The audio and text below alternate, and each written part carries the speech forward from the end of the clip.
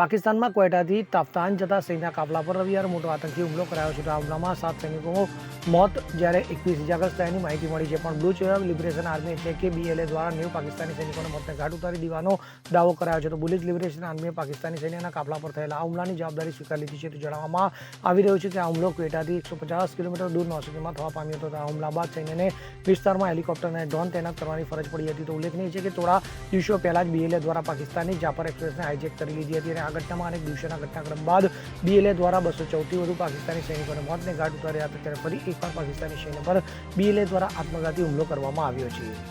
Bureau report CN24 news.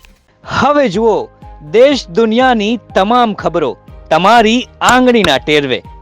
ઉઠાવો mobile અને Google Play Store પરથી ડાઉનલોડ કરો અમારી CN24 ન્યૂઝ મોબાઈલ એપ.